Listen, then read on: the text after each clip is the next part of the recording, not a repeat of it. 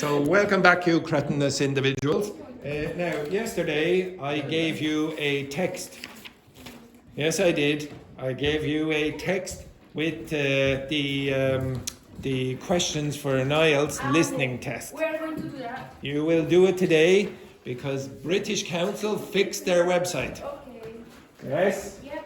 Now, I wasn't super impressed with your performance yesterday, but to be honest, sometimes those tests you can be unlucky or lucky.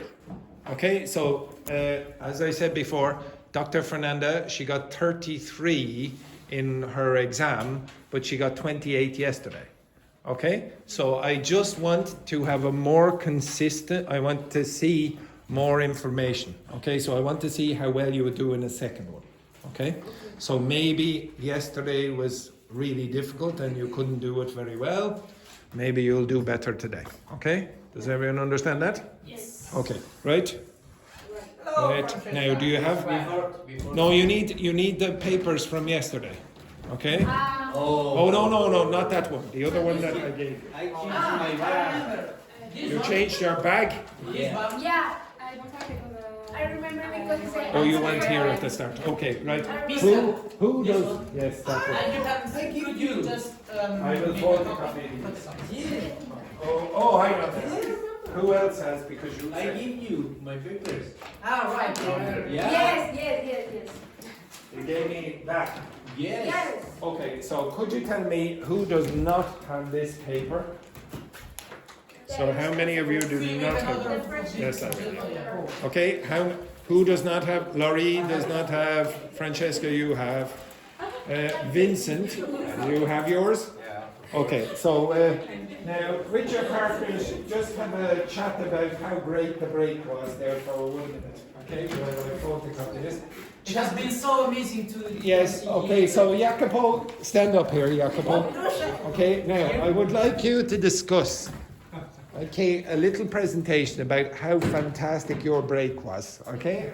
Yeah, so Focus. first of all, we shall talk about what a break is. A break is when usually people have a break. So, let's start. Please. No, sorry. Okay, continue. Okay, yeah. So, are you eating my Kit Kat? Do you like it? Yes. Perfect.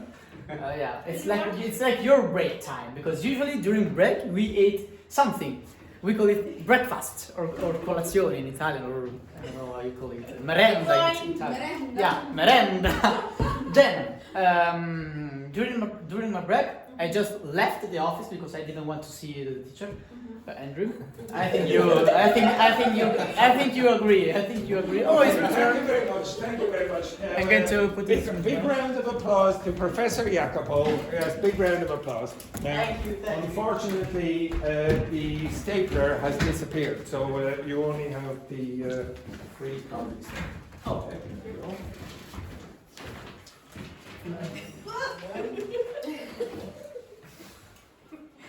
For Robertinho.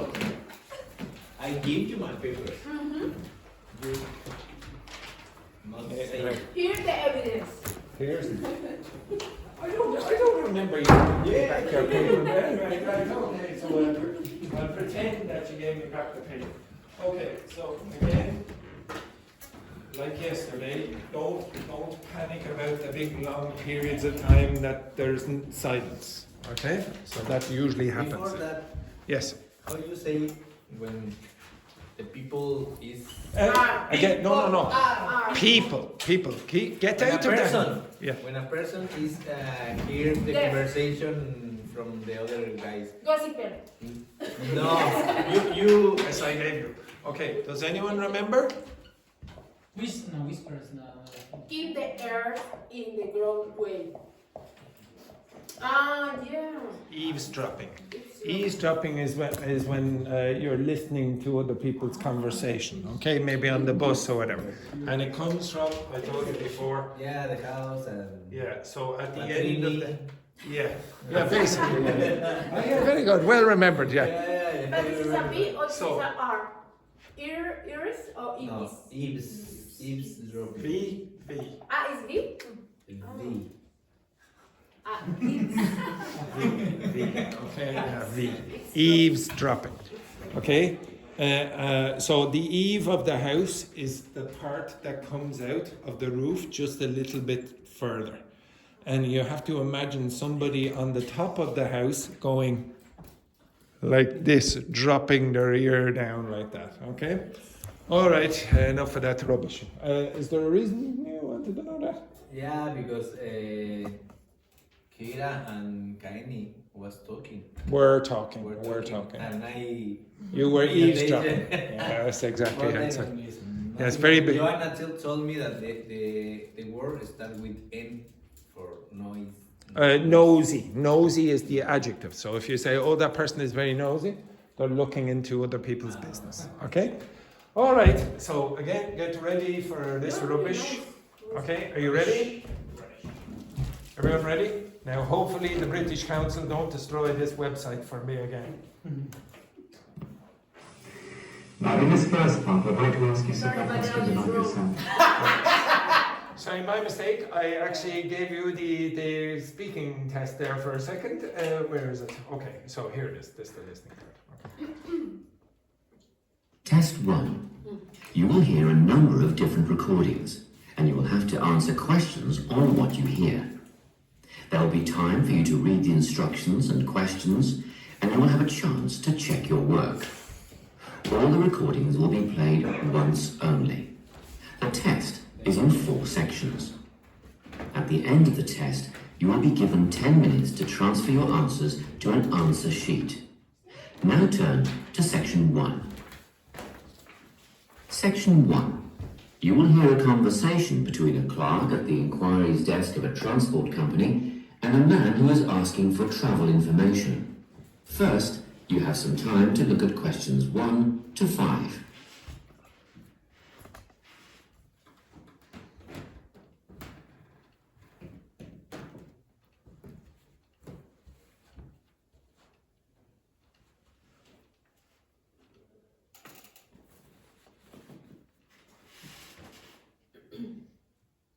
You will see that there is an example that has been done for you. On this occasion only, the conversation relating to this will be played first. Good morning, Travel Link. How can I help you? Good morning. I live in Bayswater and I'd like to get to Harbour City tomorrow before 11 a.m. Well, to get to Bayswater... No, I live in Bayswater. My destination is Harbour City. Oh, sorry, right. So that's Bayswater to Harbour City. Are you planning to travel by bus or train? The man wants to go to Harbour City, so Harbour City has been written in the space. Okay, so you will get that in the exam. They'll give you an example. Okay, the first. Now we shall begin. You should answer the questions as you listen, because you will not hear the recording a second time. Listen carefully and answer questions 1 to 5. Good morning, Travel Link. How can I help you? Good morning. I live in Bayswater and I'd like to get to Harbour City tomorrow before 11 a.m. Well, to get to Bayswater... No, I live in Bayswater. My destination is Harbour City. Oh, sorry. Right, so that's Bayswater to Harbour City. Are you planning to travel by bus or train? I don't mind really. Whichever option is faster, I suppose. Well, if you catch a railway express, they'll get you there in under an hour. Let's see. Yes, if you can make the 9:30 a.m. express, I'd recommend you do that. Great. Which station does that leave from? Helendale is the nearest train station to you. Did you say Helensvale? No, Helendale. That's Helendale. What's the best way to get to the Helendale station then? Well, hang on a minute while I look into that. Now, it seems to me that you have 2 options. Option 1 would be to take the 7:06 bus from the Bayswater Shopping Centre to Central Street. When you get there, you transfer to another bus which will take you to the station.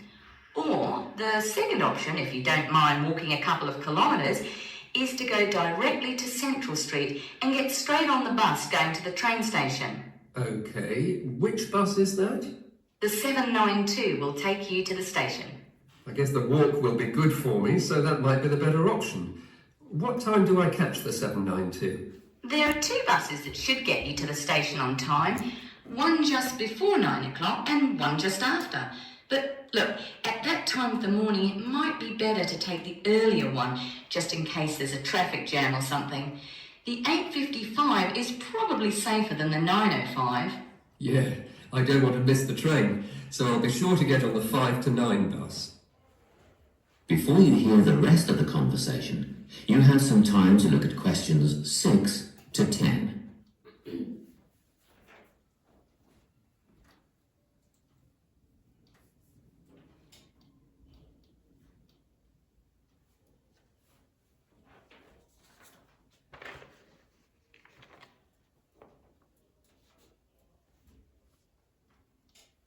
Now listen and answer questions 6 to 10.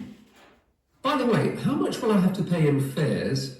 Well, you can get a ticket on the bus for $1.80 cash, and you'll need $10 each way for the train. Wait, do you have a travel link card? No, but I can get one before tomorrow. Okay, well that'll make it considerably cheaper then. The bus will cost $1.50 each way, and the train to Harbour City will still cost $10 because you'll be travelling during peak hours in the morning, so no savings there, I'm afraid. However, if you could come back at an off-peak time... What does that mean? Well, if you could start your return journey before 5 p.m. or later than 7:30 in the evening... Actually, I wasn't planning on coming back till at least 8 o'clock anyway. Oh, in that case, you can make quite a saving if you use your travel link card. You did say you were planning to purchase one, didn't you? Yes, I'll pick one up later today. Good. That would mean your return train journey would only cost you $7.15 with your card. Thank you. Is there anything else I can help you with? Actually, there is. Do you know if I can use the travel link card on ferries? If you're thinking of the Harbour City ferries that go back and forth between the North and South Bank, those are the commuter ferries, then yes. A one-way trip costs $4.50, but with your card you'd make a 20% saving and only pay $3.55. So $3.55 for the commuter ferry. What about the tour boats? You mean the tourist ferries that go upriver on sightseeing tours? No, they only take cash or credit card. They're not part of the travel link company. Oh, I see. I don't suppose you know the cost of a tour? In actual fact, I do, because I took a friend on the trip upriver just last week. We decided on the afternoon tour, and that was $35 each. But I understand that you could do the whole day for $65.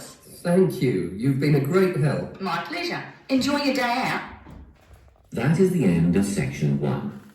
You now have half a minute to check your answers. Oh, one other thing. When you're doing these exams, when they say look over the answers, your answers, look over. When they ask you to look over the questions, look over the questions. I see some of you go like this, looking at the ceiling. You will miss something maybe important if you don't look, okay?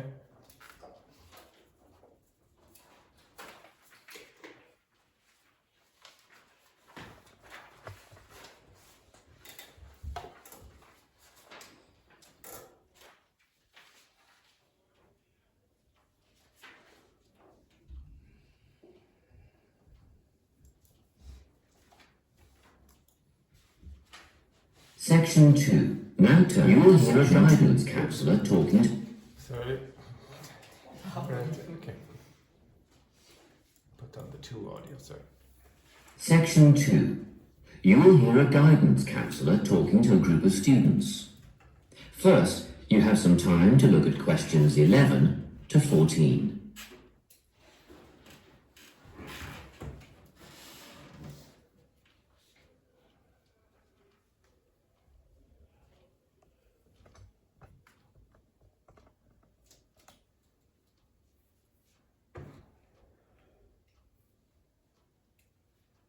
Listen carefully and answer questions 11 to 14. Hello everyone, I'm the Counselling Administrator here at St Ives College, and I've been asked to come and talk to you about our counselling team and the services that we offer. We have 3 professional counsellors here at St Ives, Louise Bagshaw, Tony Denby and Naomi Flynn. They each hold daily one-on-one sessions with students, but which counsellor you see will depend on a number of factors. If you've never used a counsellor before, then you should make an appointment with Naomi Flynn. Naomi specialises in seeing new students and offers a preliminary session where she will talk to you about what you can expect from counselling, followed by some simple questions about what you would like to discuss. This can be really helpful for students who are feeling a bit worried about the counselling process. Naomi is also the best option for students who can only see a counsellor outside office hours. She is not in on Mondays, but starts early on Wednesday mornings and works late on Thursday evenings, so you can see her before your first class or after your last class on those days. Louise staffs our drop-in centre throughout the day. If you need to see someone without a prior appointment, then she is the one to visit. Please note that if you use this service, then Louise will either see you herself or place you with the next available counsellor. If you want to be sure to see the same counsellor on each visit, then we strongly recommend you make an appointment ahead of time. You can do this at reception during office hours or by using our online booking form. Tony is our newest addition to the counselling team. He is our only male counsellor, and he has an extensive background in stress management and relaxation techniques. We encourage anyone who is trying to deal with anxiety to see him. Tony will introduce you to a full range of techniques to help you cope with this problem, such as body awareness, time management, and positive reinforcement. Before you hear the rest of the talk, you have some time to look at questions 15 to 20.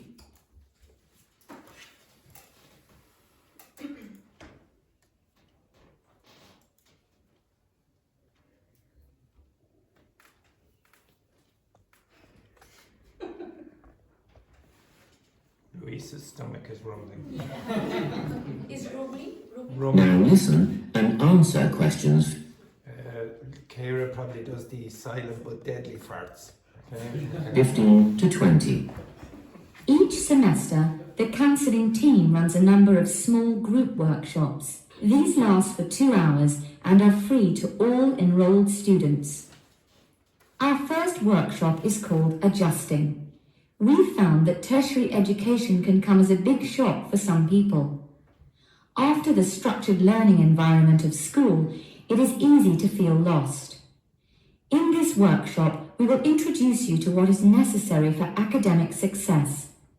As you might expect, we're targeting first-year students with this offering. Getting organised follows on from the first workshop. Here, we're going to help you break the habit of putting things off, get the most out of your time, and discover the right balance between academic and recreational activities. With Getting Organised, we're catering to a broader crowd, which includes all undergraduates and postgraduates. Next up is a workshop called Communicating. The way people interact here may be quite different to what you're used to, especially if you've come from abroad.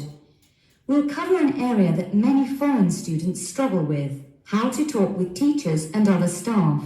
We'll cover all aspects of multicultural communication. International students tend to get a lot out of this class, so we particularly encourage you to come along. But I must say that sometimes students from a local background find it helpful too, so everyone is welcome. The anxiety workshop is held later on in the year and deals with something you will all be familiar with, the nerves and anxiety that come when exams are approaching. Many students go through their entire academic careers suffering like this, but you don't have to. Come to this workshop and we'll teach you all about relaxation and how to breathe properly, as well as meditation and other strategies to remain calm. We've tailored this workshop to anyone who is going to sit exams. Finally, we have the motivation workshop. The big topic here is how to stay on target and motivated during long-term research projects. This workshop is strictly for research students, as less advanced students already have several workshops catering to their needs. Well, that's it. Thanks for your time. If you have any questions or want more information about our services, do come and see us at the counselling service. That is the end of section 2. You now have half a minute to check your answers.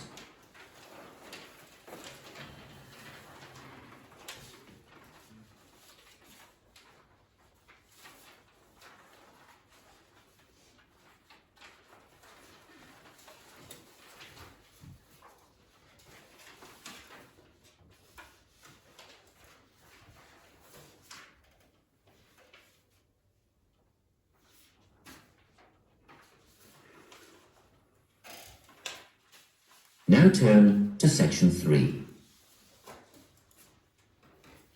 Section 3. You will hear a conversation between a tutor and 2 students who are preparing for an English literature test. First, you have some time to look at questions 21 to 24.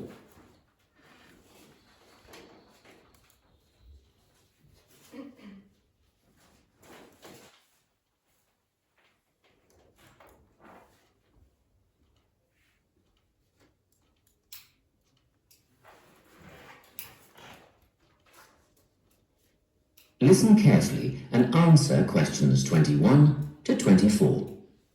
Hello, Lorna, Ian. Glad you could make it. You're the only 2 who put your names down for this literature tutorial, so let's get started, shall we? I want to run over some aspects of the novel The Secret Garden with you before the test next week. Be sure to take some notes and ask questions if you need to. Hey, Lorna, have you got a spare pen? Sure, here you are. Okay, so the story follows 2 key characters. You should refer to them as protagonists, who go by the names of Mary Lennox and Colin Craven. The story is set shortly after the turn of the 20th century, and the narrative tracks the development of the protagonists as they learn to overcome their own personal troubles together. That's quite a common storyline, isn't it? Yes, you're right, Lorna.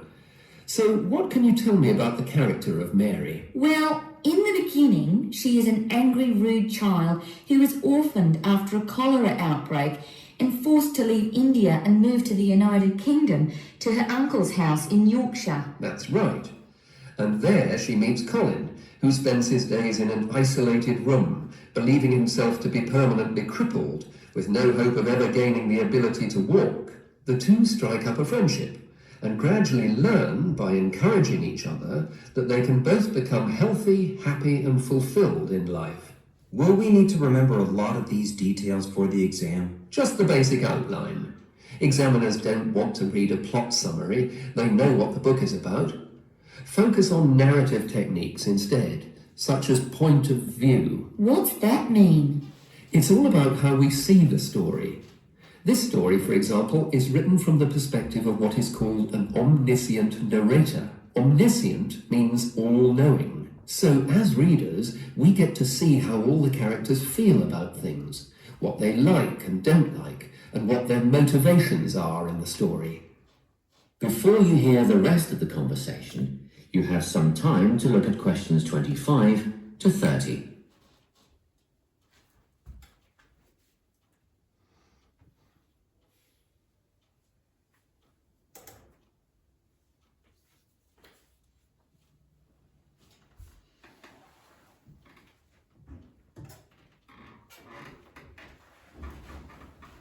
Now listen and answer questions 25 to 30. Won't it be hard to write a technical analysis? After all, it's a kid's book. Well, it was initially pitched at adults, you know.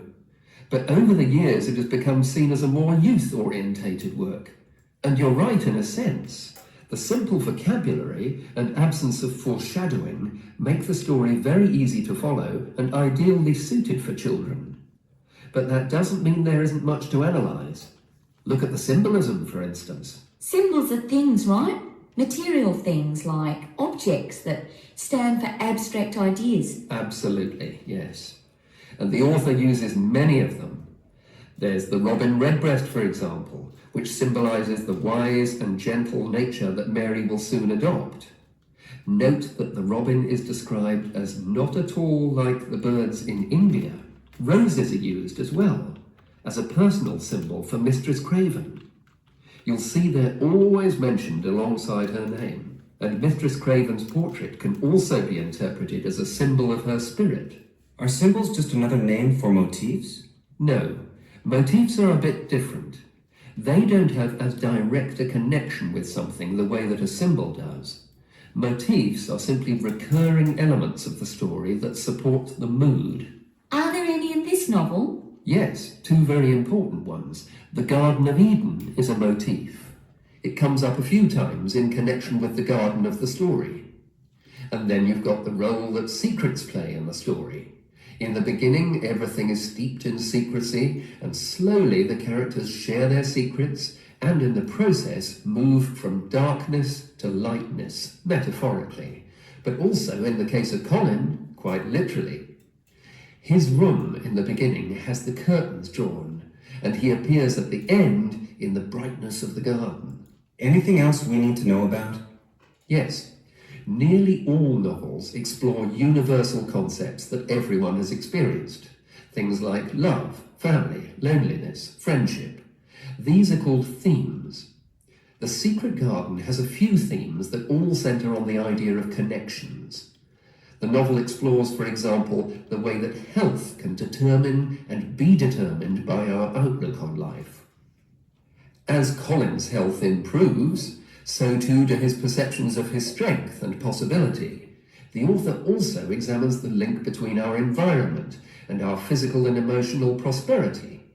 The dark, cramped rooms of the manor house stifle the development of our protagonists. The garden and natural environments allow them to blossom, just as the flowers do. Finally, this book looks at connections between individuals, namely Mary and Colin. This necessity of human companionship is the novel's most significant theme, because none of their development as individuals would have occurred without their knowing each other. Well, that about sums it up, I think. That's a great help, thanks. Yes, thanks very much. That is the end of section 3. You now have half a minute to check your answers.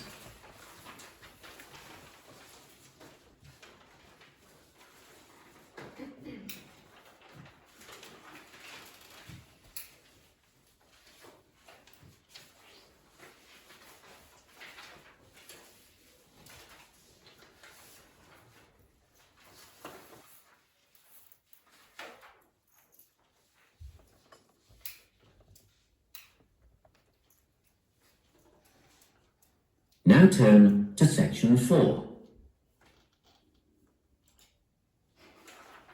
Section 4.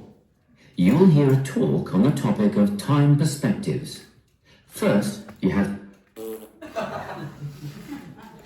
Hopefully that won't happen in the middle of the exam. Let's go. Okay. time perspectives. First, you have some time to look at questions 31 to 40.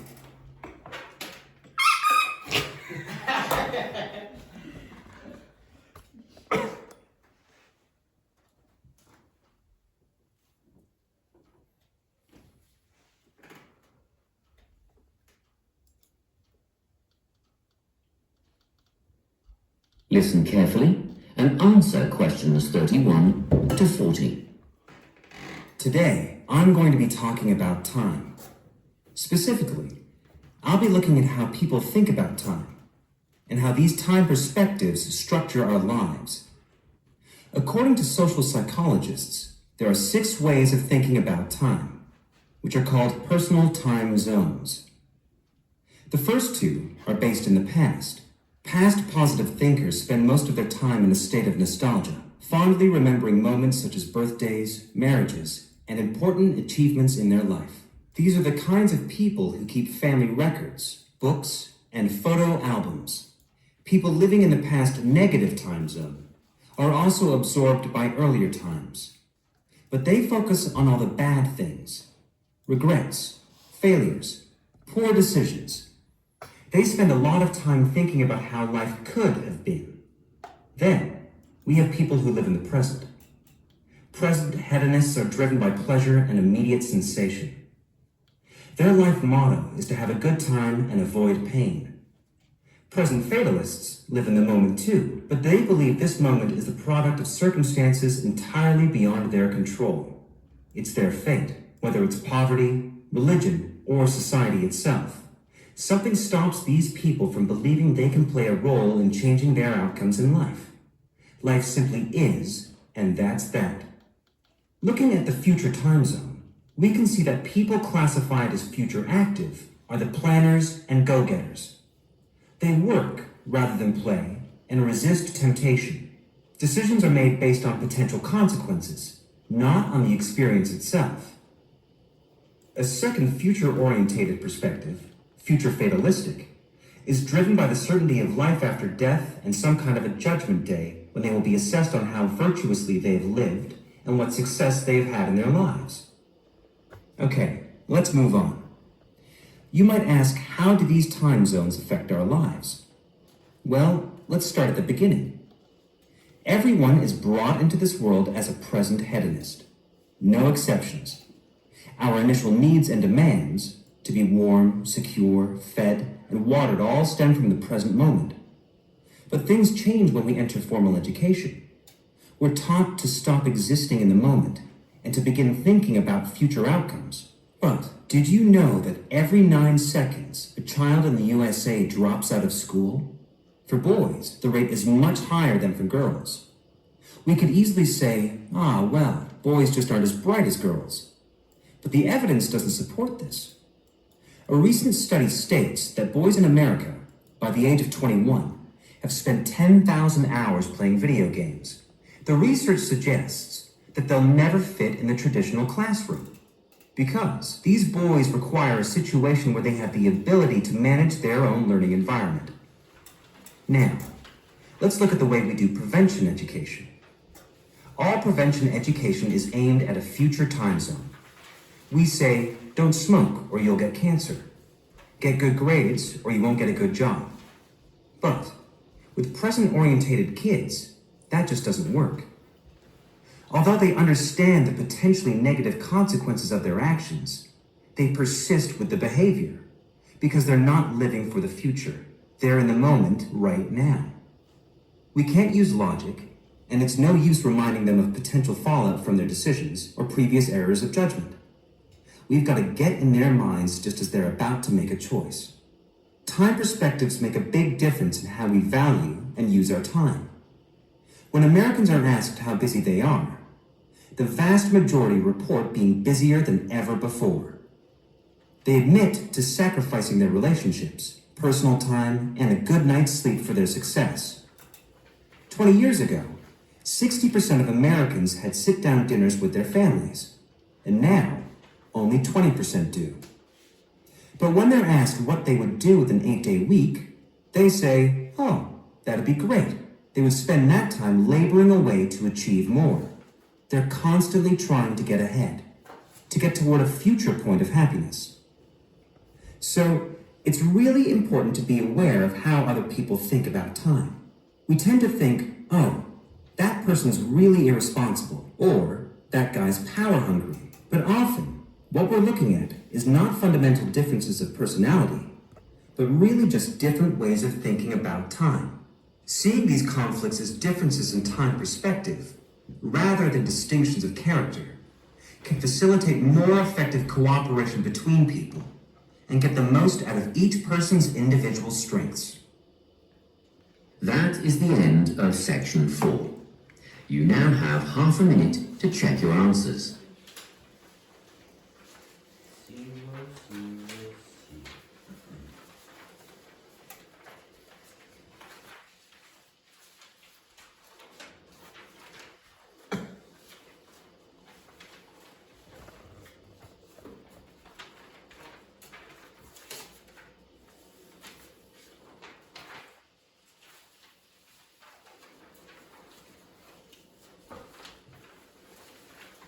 That is the end of the listening test. Please turn to section 5. Okay. Oh my, this this was yeah. Okay, we'll see. We'll see. Okay, we'll see how well you did. Now, so really, what I want to see is the average of yesterday or whatever day it was. Did we do it yesterday or the day before? Yesterday and today. Okay, so I want to see how well you did on average, not just from today. Okay, doke. Eventually it will turn on.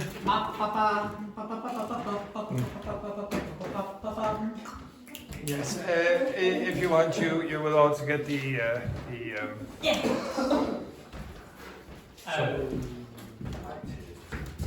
Yes. Here you go. There it is. Oh. Doesn't matter even if I Just misspell it actually. Yeah.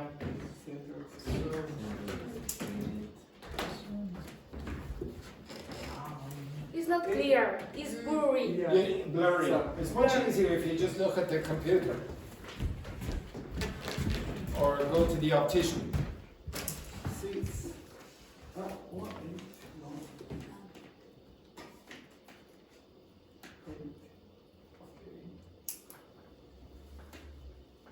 Maybe.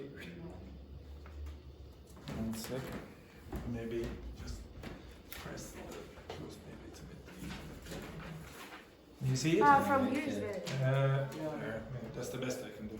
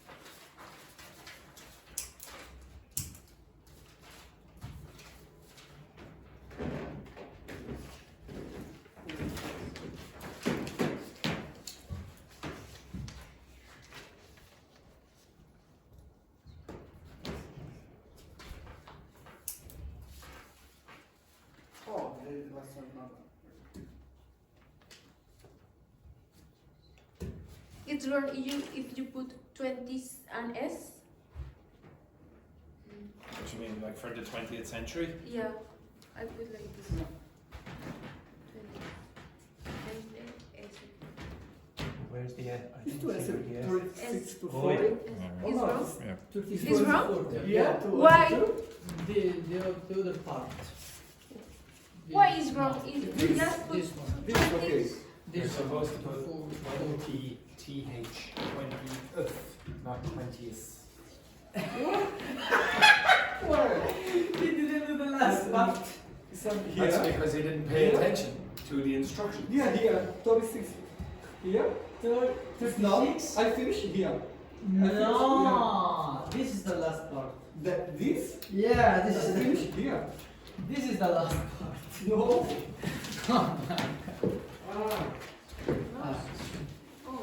I finished I understood 25. notes instead roses.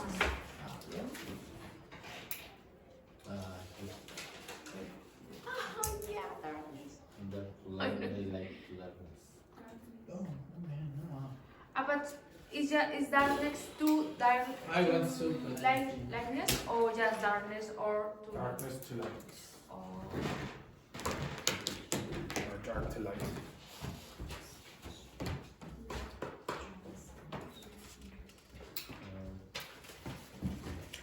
Anyone got their score yet? Okay, give you another minute or so.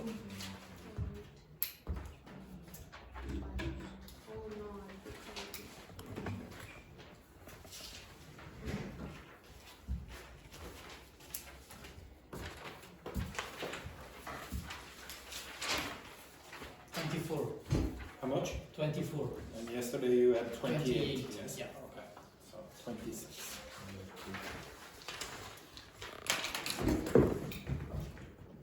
That's not too bad, Jacopo. I hope so.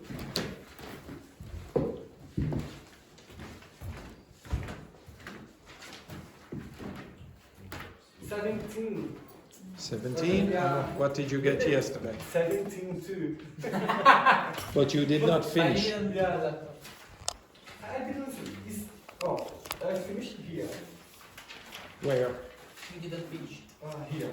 So 36 you didn't do all the way to 40. 45. In this? So you left out 5 questions. Yeah. Okay. It's finished here. Oh, Now we finish here. yeah. They are patched. 36, 37, 38, 9, and 40. Oh my God. Yeah, because you need to Vincent, do that how many? much technique. Still got it. Yeah. I'm confused. Laurie? Again? So it's much better than yesterday. So I think yesterday was a bit of an anomaly. Okay? That's what the kind of score I would expect. Okay? How many? It's 17. 17? I finished. 24 is 6. 26. 24 is 6 out of 10. Yeah, but 24 and 28, the average will be 26. 25, and yesterday you got 27. 28, sorry, 28. Okay, so around about what the...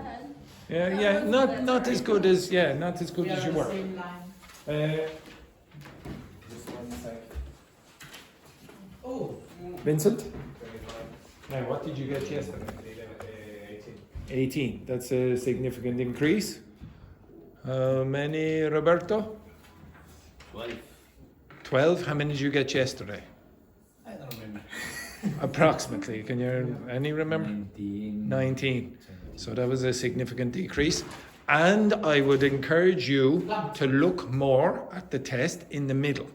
You give up very quickly, like this. You don't focus enough to get good marks in this. And I think... it's necessary to know about the technique. Okay. Some questions Yes. different. You know, oh, what? Okay, so Yeah. now, again, I think it's a bit artificial, these kind of exams, etc. I would expect at the end of upper intermediate for you to be getting close to 30. Okay, at the end of upper intermediate, I'd expect you to get close to the scores that the two of them got. Now, most of you are at the beginning of a course. I'd expect you to do a little bit better, maybe. Okay, but your training. So Luis is saying, "Oh, well, you have to learn the techniques or whatever." There's not that much not that many techniques you can do for the listening, apart from notice that very often they try to trick you.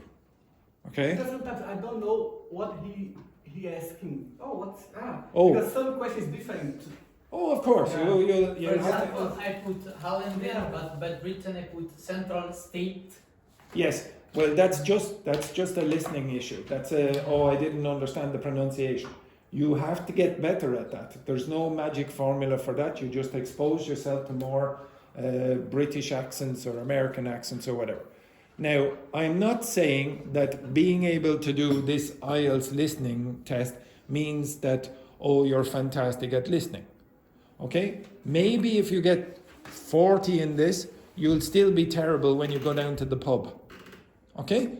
Maybe you're fantastic at listening to people down at the pub, but you do badly in this. It's a different skill. Okay? It's a different skill. This is very academic. It's like the accents are not what maybe you're used to. I don't know. Maybe you don't understand an American accent or an Australian accent as easily as someone from Ireland or whatever. So you're learning something different, okay? But it does give you some idea about your listening skills, okay? Some idea. If you're not getting half of them right, there's something you need to do more with your learning, namely listening. If you want to get better at listening, devote more time to listening. So last week I told you about the 4 strands. 25% of it should be input, reading and listening. Are your learning strategies like that? Do you do 25% listening practice like that? I doubt it. I'd say most of your listening is with Netflix or something like that, yes? If that's the case, you've got subtitles to give you some assistance. Take them off. Watch with the subtitles, then take them off, okay? So now, there is a benefit to the subtitles because your brain is processing the information, the audio and the script. That has a benefit, okay? So don't stop using subtitles. But sometimes test yourself without the subtitles. Some of you, when I go do the news exercise, you're quite good. Like I would say he's quite good. Fabiola was quite good with the news exercise, the audio. But then if I put Luis into that situation, didn't do very well, okay? So he's not practicing. He's not practicing this. He's practicing the news. Well, if you want to do well in this, obviously practice. Do more of it, okay? I would encourage you to do more listening practice, even in stupid exams like this, which I don't particularly like. Okay, now yesterday, last thing. Where is it? I gave you a... Okay. Sorry, okay, can you look at this for a second? Now, in a writing, again, do not criticize me for this IELTS because half of you chose the bloody IELTS. I don't know if the people who chose the IELTS decided, well, there's nothing else to write down, so IELTS, which is what I would suspect. He wrote down the passive voice and nothing else. Okay, right. If you've got a graph like this, so this is the description of the graph, and that graph, what would you point out as the most important parts of that graph? Pair, pair, pair, pair. Quick. I'll give you a minute. What would you find, or what would you point out is the most important parts of that graph?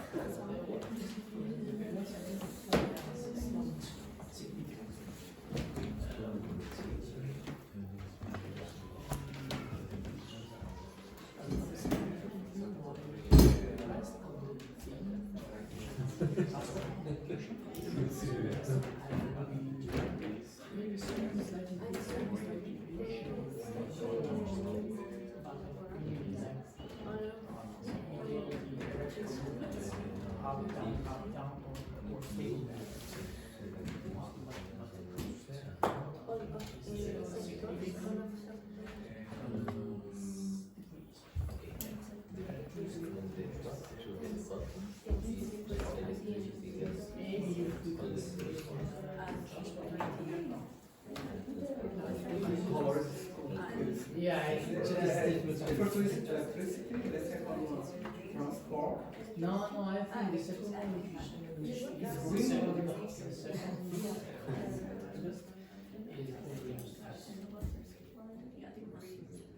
because transport and communication is a little. Is this second one, no? Yeah, I mean the second obstacle is under electricity plus under the line of electricity supply there is the industries. Other industries are slightly east of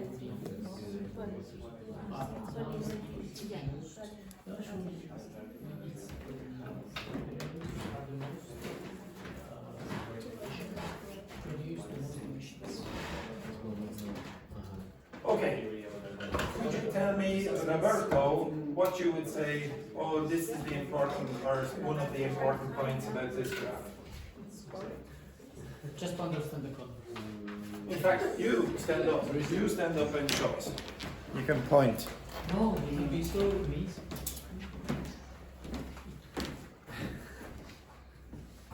I don't know. That's right. No, it's the decrease.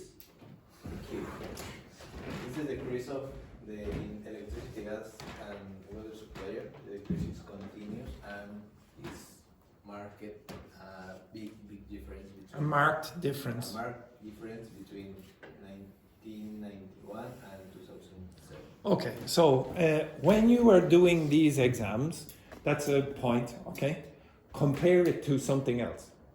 Okay, you understand that? So yes, do that. Say, okay, now there's a big decrease or whatever, etc. But compare it to something else or contrast it to something else. Okay, so do it again. Do it again. So what would you say? I don't remember. Okay. Well, yes, you do. Yes, you do. Okay. The importance in this graph is to remark the decrease in electricity, gas, and water supply since 1991 to 2007 or 2007, whichever. In comparison with other industries, that is not. Well, okay. So with other industries, well, hang on. To be honest, this is that one. My eyesight is terrible. Well, this is also decreased. This is also decreased. So, but it's less dramatic. Okay. So you could say, well, in contrast with, for example, these two, which seem to have been stable during that period. Yeah, but these two have dropped, whereas these two are more stable. Now they don't really show an increase, but maybe a little bit of a decrease here. This one here, whatever it is, transport communication. This is basically stayed stationary for that period of time. Okay, but I don't really care about the graph so much, it's not very interesting. But if you are doing this, contrast the things that are, don't just say, okay, now look at this one. Oh, that's amazing. Look at this one compared to this one. Okay, or contrast it with that. But you can say the different sectors. You won't have to. You. To Okay, so is it true? Is that true? The different sectors tend to show a decrease? That's not true. What? Okay, so if you look here, for example, that one here, that didn't show a decrease. So you're given the wrong information. Yeah. Okay, if you have 150 words, it's very short. It's very short. You don't have much time to in 20 minutes to describe every single part of that graph. You wouldn't want to. Okay? Okay, so if you had the graph from yesterday, whatever it was. Okay, so yesterday I gave you a graph. Let's say you had that graph. What would you say in that graph?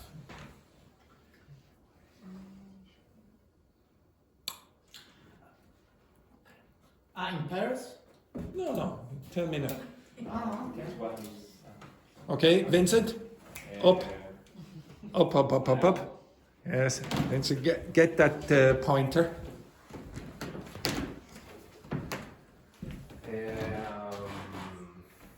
We can see at the end, the probability of the 2050, we can see the high increase between Indian population. Could be more than the Chinese population. Well, when? In 2050. It could be. It's a probability. Yeah, okay, so there's a strong likelihood. Okay, now if you said, okay, now it could be like this, well, yeah, but you want to be a little bit more definitive than that, I would say, with a graph like that. Okay? Okay. But at the beginning, we can see the Indian population is more or less than the Chinese population. Yeah, okay, so that's the obvious big difference in the numbers. Okay, here the Chinese population was bigger than the Indian population. Here it's vice versa. What else do you notice if you're comparing or contrasting those graphs? Still we can see it's probably both countries have the same population. Yeah, okay, so 2030 is an important point on that graph because you'll see that after that point they diverge. Okay, what else? And the Chinese population will be decreased slightly. Will decrease slightly. Decrease slightly after the 2030. But compare it with the comparison with India. Yeah, now there's another word that you should learn if you're trying to compare graphs like this. Whereas. What does whereas mean? In contrast. In contrast. So you'd say, for example, Roberto is Mexican, whereas Dr. Fernanda is Brazilian. Okay, so the population of India rapidly increases after 2030, or gradually. Which? Meanwhile? You can say meanwhile as well, but if you use meanwhile, you must have two sentences. Now this is a common mistake. People use meanwhile in one sentence and use whereas when they're separating two sentences, the opposite. Okay, so you want to use whereas when you're describing the same thing, same idea in one sentence, whereas meanwhile you'll have two sentences. Okay, now can you recall the graph yesterday? So yesterday you had the graph with the red and green, etc. I can't remember where I put it. Okay, so 1 sec. Is it here? Yes, this. You remember that? Okay, now I asked ChatGPT to generate text and I looked over it. Now, if you have 150 words, what would you do? How would you organize your writing for that graph? First, for the big difference between them, then the like similitudes. But what would you start the text with? Looking at the graph. Again? The theme of the graph. What's the graph about? But don't write down, oh, this is a graph about the recycling rate for selected materials from 1982 to 2010. Do something different. Say paraphrase the expression, the title, okay, or whatever the graph is about. Do not use the same words. Then do what? Then do the comparison and contrast. And then at the end, what would you do? Like a conclusion? Will you make a huge big conclusion? What are you going to say? Results. In summary, blah blah, tiny little bit. Okay, so I can't remember if I did a review of that graph or the other. This graph might be that graph. I can't remember. Just a sec. So no. Where was it? This one. Okay, so this will get you a band level 7 to 8 and 8 to 9. So, okay, so we did the Indian Chinese population. So in the first one, and I've checked, this is 150 words, and the other one down here is 154 words. Okay, so it's around about what you should do. Okay, so you see here, tells you what happens in the graph, but does not use the same words as the title. So the graph illustrates the population growth of India and China between those years. In the graph, you get changes in population. So you're using different language than changes in population. You're saying population growth. Overall, India's population shows a consistent upward trend. This is a common collocation for graphs like this, which maybe some of you got that yesterday in your collocations. While China's, what's that word name? Meanwhile. Like contrast. Contrast, very good. Okay, so while means the same as whereas in this case. So Roberto is Mexican, while Dr. Fernanda is Brazilian. It's not happening at the same time, it's a contrast. Around 2030 before gradually declining. Okay? Using adverbs like gradually. What was the other word that you had yesterday? Slightly, maybe. Gradually. No. Gradually. Steeply. So remember, if the graph is like that, it's a gradual increase. Like that, it's steep increase. In 2000, China had a higher population at about 1.2 billion. It's very common to use at when you're referring to numbers, specific numbers. compared to India's 1 billion. Both countries saw steady growth. This is a collocation you had yesterday over the next 3 decades. What's steady mean? Stable. My hand is not steady. Now it is more steady. Okay? However, again, using words like that, it's important. India's growth rate was faster and by around 2025, so by around, very often you will not be able to be precise about these graphs. You'll have to go approximately this point, etc. You will not say in 2030 or whatever, unless it's very, very obvious. By around 2025, both populations equaled approximately. Again, you need to use words that approximate. From that point onward, so using language to describe time, duration, okay, from not from now on, because this graph is talking about the past. Okay? From that point onward, China's population begins to fall slightly, which means a little bit, projected to reach just under, again, just under, they're not being precise, just under 1.4 billion. They will not say to reach 1.4 billion. Be a little bit more vague by 2050. Meanwhile, India's population is expected to continue increasing steadily, surpassing, that means going over a certain number. You're going to see that when you're describing graphs. 1.6 billion by the end of the period. In summary, again, so you started off, said what is it about, then you did 2 tiny little contrasts or whatever, and now you just summarize. In summary, while China starts off more populous, India overtakes it. Good word to learn.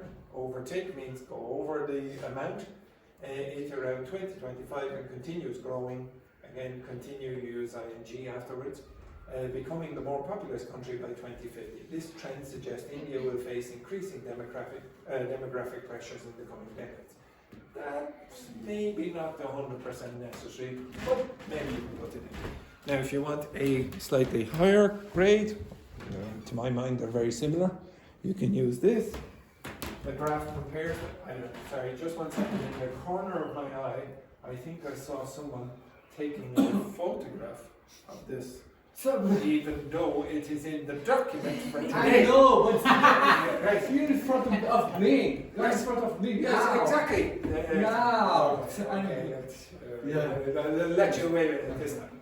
Okay, the graph compares the populations of India and China from 2000 to 2050, with data showing actual growth until the present and projections thereafter.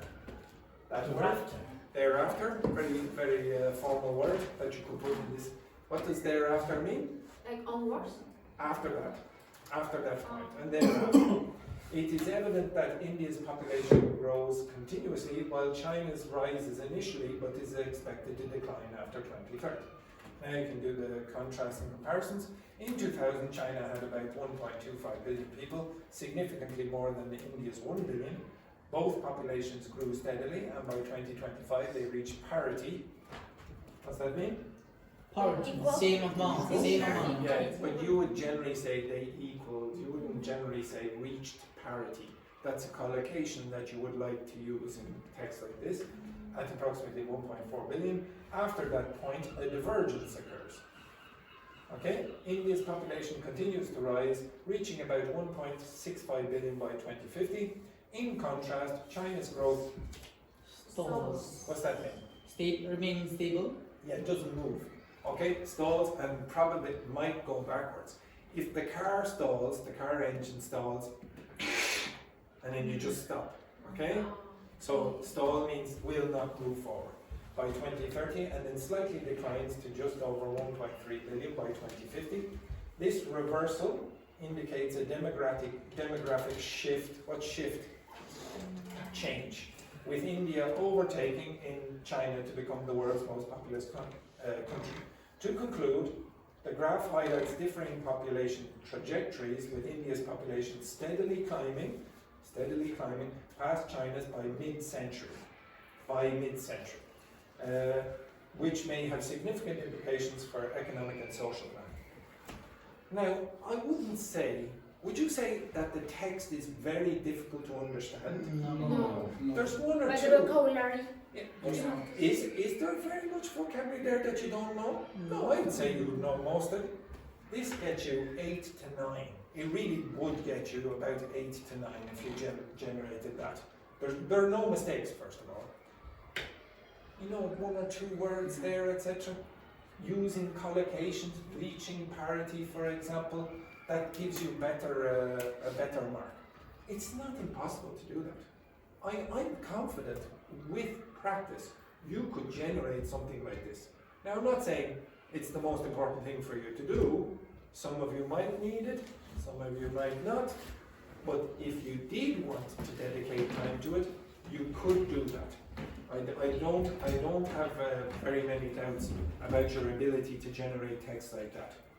Okay, so using the information you had yesterday, I want you to take notes, write down what you would do, what you would say for that graph. Write them down.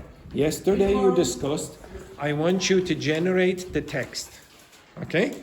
Now you can copy basically the format that I did for the other one, but it's quite easy. Okay? So the pair of you, and the 3 amigos. You? Okay, right. Now I want you to do it for this text. Okay? Write down for this text. Just the notes. Just the notes. Just no, not For this graph. we shall not. Shall we generate the text or No, tomorrow I will ask you to generate no? it. Okay, so just the notes. Okay. Now I know this week it seems like, oh, it's IELTS week, but I'm not doing any more after tomorrow. Why not? Because we are not doing an IELTS course, we're doing a general English course. You know that Friday would be my last lesson. I do, yes, I do. It's hard to believe, but I've noted down the date. I'm taking them off. One more day left. Oh, Mark. Okay, sorry. Give me yesterday. Yes. You can use some of the vocab, but to be honest, you don't really need to use it yet. I just want you to write down notes about comparing the graph. How would you structure the text? Because tomorrow you will do this. Okay. How would you structure the text? Introduction. It's quite easy. So there is one. Yeah. Easy. You're really Just follow the format of the other. crazy people. What would you put in the beginning? What would you put in the end? Okay. Shh. But your Okay, face, everyone. Shh. Okay, this, everyone, this is the most obvious thing. How many paragraphs do you think you're going to have? 4. Okay, good. Right, off you go. Simple, simples.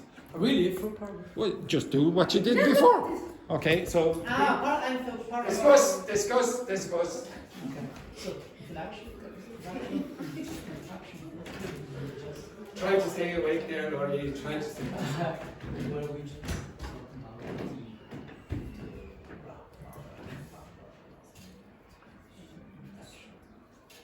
right.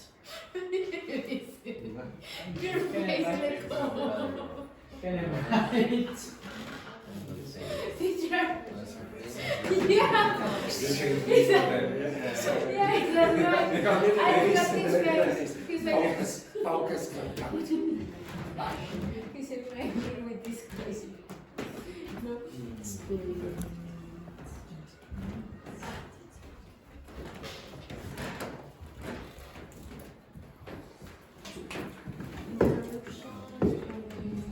Explain what? The topic. The topic, yeah. Then The second is a contrast, yes, with about our academic. maybe contrast in the start. But you have to hear because we are rude. He was talking. 1982, 82.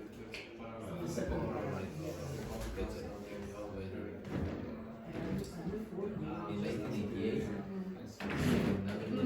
start to And there is one use as contained or use but about that. the paper Because sometimes cardboard you and glass container to increase the use significantly. What did you study in business? What did you study? While the No, use of in Chile? You are from Chile? Provision.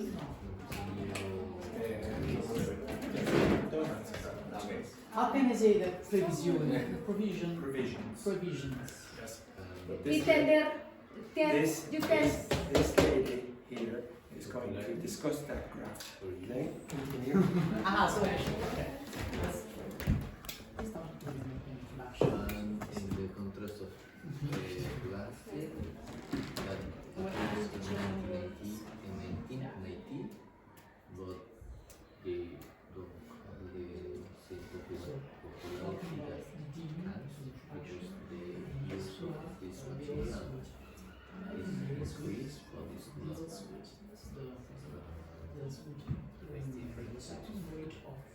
Or maybe you can see the explain all the difference and the main difference, and the third one the contrast. Yeah.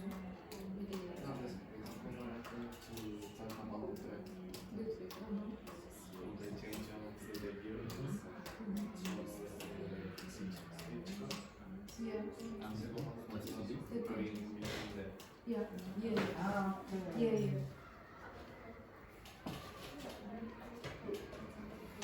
Do you know what to say?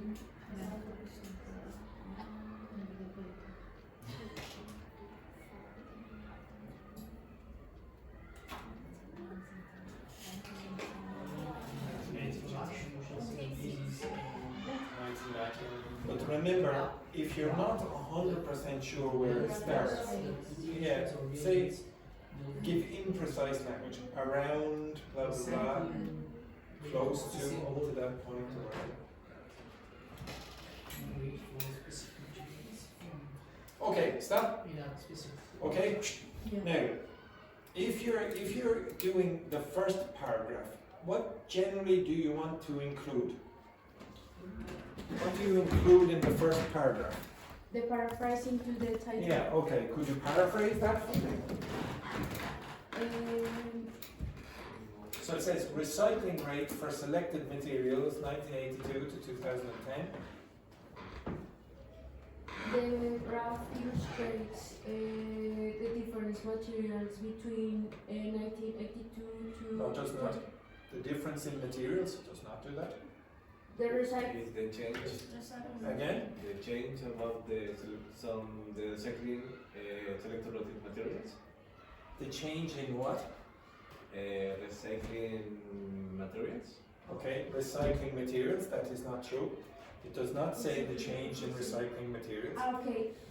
Talking about recycling rates. You need some way of describing this Percentage? change in numbers. Yeah, you might use percentages or whatever, but you must describe that and not, okay, oh, changes in these, because it doesn't really show you that. No. Okay, you understand that? Yeah. Maybe it does, but you don't really know. It's not from this graph, you don't know anyway.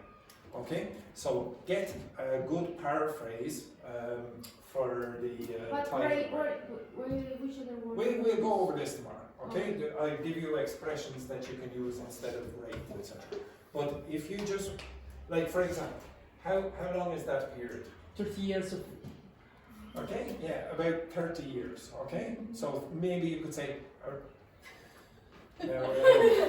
for a medical doctor going like this for calculation as simple as that, 28 years. Yeah. The land of the Peloponnesian War. Sorry?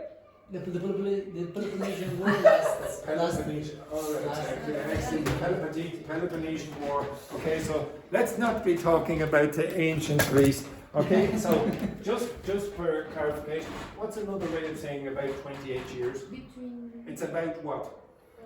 3 decades. Yeah, it's about 3 decades. For about 3 decades, from 1982 to 2010 or whatever, etc. You can express it in that way. Then, what would you say the general overview of the graph is? Overall. Overall what?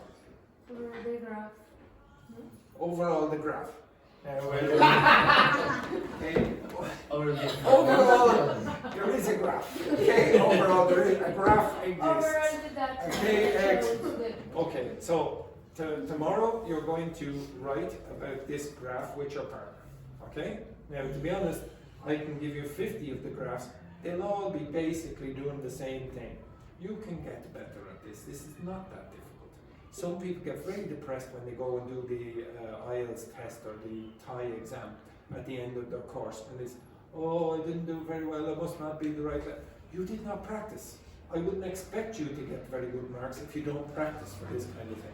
Some people are not. My mother probably wouldn't do well. My mother never went to university. Okay, she wouldn't get a very good score in that, I would guess. Okay, she just never practiced those kind of things. Tomorrow you'll do a little bit more. But the number one thing that I want you to get out of today is notice some of your limitations. If, for example, you're put in a panicky situation where you have to speak, see how your accuracy decreases. Okay? Maybe you have to get up and give a presentation. How many of you in the future will have to give a presentation? Maybe that's some skill that you will have to work on. If your listening wasn't very good with the just after the break with the listening part, maybe you should do a little bit more work on that. And where would you find the links for more listening tests?